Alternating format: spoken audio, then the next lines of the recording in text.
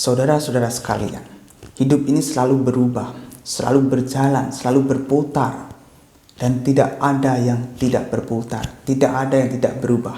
Semuanya berjalan menuju perubahan itu. Jadi tidak ada yang kekal dalam kehidupan ini, termasuk sifat manusia. Perilaku seseorang juga bisa berubah kapan saja. Oleh sebab itu di sini kita harus bijak di dalam memandang seseorang. Mungkin saja seseorang itu dulu pernah melakukan kejahatan, tetapi sekarang orang tersebut belum tentu jahat. Dan orang tersebut bisa jadi orang yang lebih baik daripada diri kita.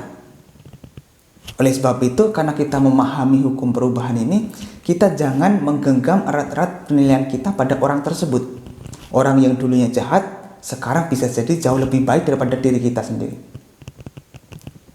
Dan orang yang dulunya baik, bisa jadi sekarang lagi melakukan kejahatan. Jadi jangan mudah menggenggam erat-erat apa yang sudah kita persepsikan. Apalagi kehidupan ini kan selalu berjalan, selalu berubah.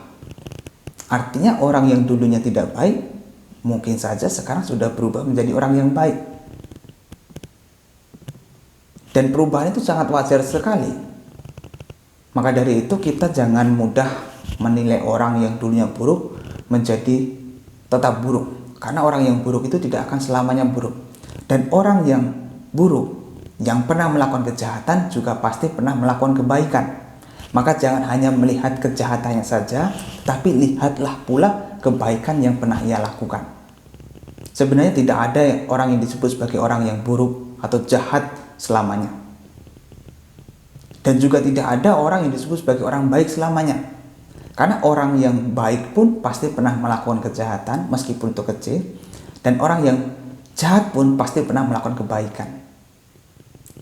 Jadi kita sebagai manusia normal ini pasti pernah melakukan keburukan dan pasti pernah melakukan kebaikan.